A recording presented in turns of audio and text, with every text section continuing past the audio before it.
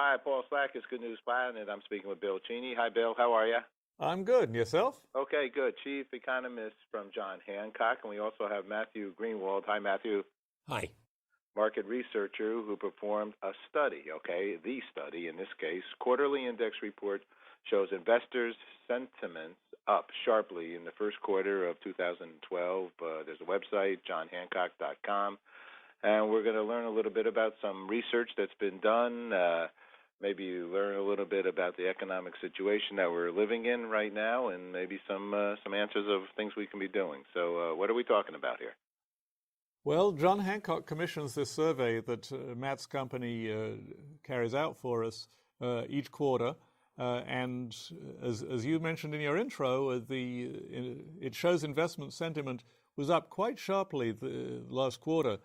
I think it reflects the reality that the economy really is starting to pull its weight, as it were, and build up a little bit of a head of steam. We're starting to see some halfway decent job growth, small declines in the unemployment rate, and in general, the job market and business as a whole is starting to improve. And I think investor sentiment is definitely reflecting that, and that shows up in our survey. Matthew, how do you judge? What kinds of questions do you ask to learn about sentiment? Well, we ask people their concerns, their expectations for inflation, their expectations for the Dow, a number of background questions. But the sentiment question is specifically calculated from asking people if it's a good time or a bad time to invest in stocks, in bonds, in cash, in their own home, in real estate in general, balanced mutual funds. And we come up with an overall score. And in this case, the overall score is up to 21 because mainly the feeling that this is a good time to invest in stocks. And I should also add that the investors say it's a bad time to invest in cash, to leave the money sitting there. Okay. Yeah, meaning just leave it in a bank at 1% or less. That's right. There's an expectation now that inflation will tick up. That may not be the case, but that's what many investors are sensing. And we see that there has been fear over the last year, fear about losing money. That fear seems to have abated somewhat. Bill can comment on the economy, but I think he feels there's some strengthening. I'll let him talk about that. I think investors see that. So if your money is going to have a very low rate of return and lose value due to inflation, I think that's what's leading investors to assess that this is not the right time to be in cash.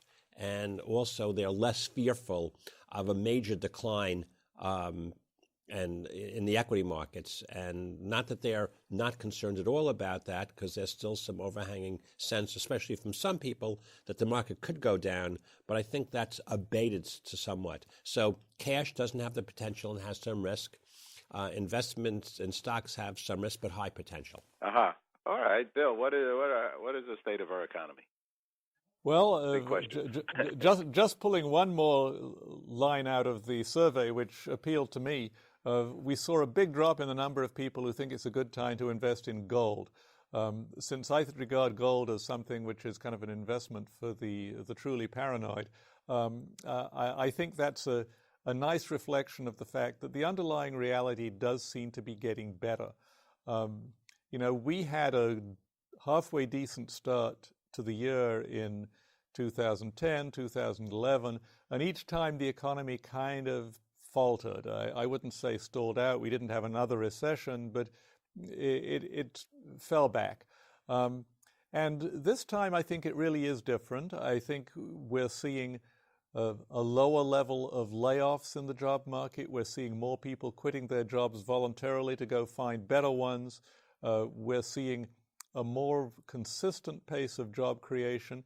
It's not terrific. I mean, I'd love to see twice as much job creation, given how deep a hole we went into. But I think it's enough that it's going to feed on itself, that, people get jobs, they get money, they spend the money, the businesses see the money, they hire more people, and it all accelerates. And I think that's where we're at right now. If somebody wants to buy some gold, can they buy it working with a John Hancock representative?